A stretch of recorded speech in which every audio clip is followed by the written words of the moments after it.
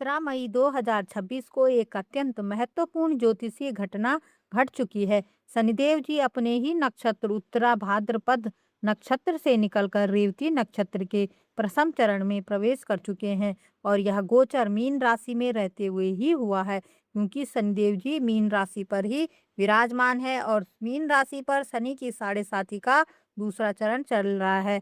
शनिदेव जी लगभग 2.5 वर्ष तक एक राशि में रहते हैं और उनकी गति अत्यंत धीमी होती है, इसलिए उनका हर नक्षत्र परिवर्तन गहरा और दीर्घकालिक प्रभाव देता है। रेवती नक्षत्र वैदिक ज्योतिष के 27 नक्षत्रों में अंतिम नक्षत्र माना जाता है। यह नक्षत्र समापन, कर्मों का हिसाब, आध्यात्मिक उन्नति और नए जीवन चक्र की शुरुआत का प्रतीक होता है। इस नक्षत्र के स्वामी ग्रह बुध ग्रह हैं और एक महत्वपूर्ण बात यह है कि शनि और बुध आपस में परम मित्र ग्रह माने जाते हैं। इस कारण यह नक्षत्र परिवर्तन मेष राशि वालों के जीवन में न्यायपूर्ण लेकिन सकारात्मक परिवर्तन लेकर आने वाला है।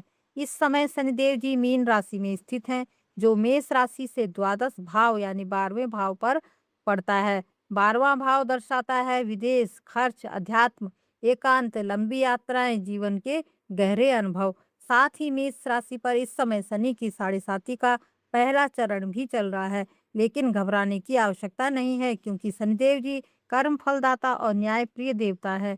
वे किसी के साथ अन्याय नहीं करते। यदि कर्म सही हैं तो शनिदेव व्यक्ति को रंक से राजा भी बना देते हैं। रेवती नक्षत्र को धन, समृद्धि और पूर्णता का नक्षत्र भी कहा जाता है। कहा जाता है कि जिनका जन्म रेवती नक्षत्र में होता है वे जीवन में धन, ज्ञान और सम्मान प्राप्त करने वाले होते हैं। अब शनिदेव इसी नक्षत्र में प्रवेश कर चुके हैं और 9 अक्टूबर 2026 तक इसी नक्षत्र में रहेंगे।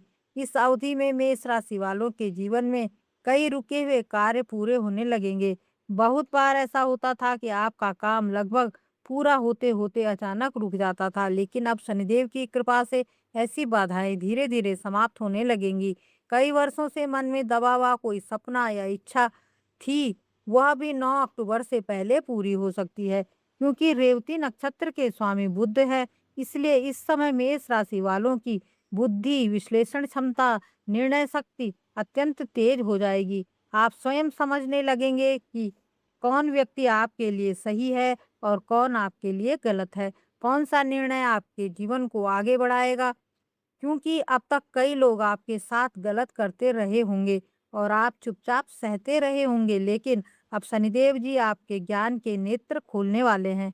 आपको स्पष्ट समझ आने लगेगा कि किसने आपके साथ सही किया और किसने गलत। शनिदेव जी जहाँ बैठते हैं वहाँ से 3 विशेष दृष्टियाँ डालते हैं, तीसरी, 7वीं और 10वीं दृष्टि। इस समय शनिदेव की तीसरी दृष्टि आपके दूसरे भाव यानी धन और वाणी के भाव, कुटुंब के भाव पर पड़ रही है। इससे आपकी वाणी में स्पष्टता और सच्चाई सामने आएगी। अब आप सच्चाई को छुपाने वाले नहीं रहेंगे। जो सही होगा उसे सही और जो गलत होगा उसे गलत कहने का साहस आएगा। शनिदेव की 7वीं दृष्टि आपके छठे भाव पर पड़ रही है। इसका अर्थ है शत्रुओं पर धीरे धीरे विजय होगी, कोर्ट कचहरी के मामलों में राहत मिलेगी और पुरानी बीमारी में सुधार के संकेत मिल रहे हैं। लेकिन ध्यान रखें, शनिदेव का परिणाम धीरे मिलता है लेकिन स्थायी मिलता है। शनिदेव जी की 10वीं दृष्टि आपके नवम भाव यानी भाग्य और धर्म भाव पर पड़ रही है। इससे आपके जीवन में आध्यात्मिक झुकाव बढ़ेगा, धर्म और सत्य की ओर रुझान बढ़ेगा, लंबी यात्राओं के योग बनेंगे। कई लोगों के लिए विदेश यात्रा के योग भी बन सकते हैं। करियर के क्षेत्र में अचानक परिवर्तन देखने को मिल सकता है। नौकरी में ट्रांसफर, नई जिम्मेदारी, विदेश से जुड़े अवसर, विशेष रूप से जो लोग विदेशी व्यापार या विदेशी संपर्कों से जुड़े हैं, उनके लिए यह समय बहुत महत्वपूर्ण हो सकता है। रुका हुआ पैसा भी मिलने के योग बनेंगे, लेकिन ध्यान रखें खर्च भी बढ़ सकते हैं, इसलिए वित्तीय योजना समझदारी से करें। पिछले कुछ समय से आपके जीवन में बेचैनी, मानसिक तनाव, निर्णय लेने में भ्रम जैसी स्थितियां बनी हुई थी, लेकिन अब धीरे धीरे मन में स्पष्टता और स्थिरता आने लगेगी। आपके अंदर नई चीजें सीखने की इच्छा जागेगी और आप नई जानकारी प्राप्त करेंगे जो भविष्य में बड़े लाभ का कारण बन सकती है। शनिदेव जी के शुभ परिणामों को और अधिक बढ़ाने के लिए ये उपाय अवश्य करें। शनिवार के दिन शाम के समय पीपल के वृक्ष के नीचे सरसों के तेल का दीपक जलाएं। शनिदेव जी को काले तिल और सरसों का तेल अर्पित करें। बुधवार को गाय को हरा चारा या गुड़ और रोटी खिलाएं। हनुमान जी की आराधना अवश्य करें। मंगल और शनि ये दोनों को प्रसन्न करती है, इसलिए नियमित रूप से हनुमान चालीसा का पाठ करें। मेष राशि वालों के लिए शनिदेव का यह नक्षत्र परिवर्तन जीवन में न्यायपूर्ण परिवर्तन और कर्मों का परिणाम देने वाला समय है।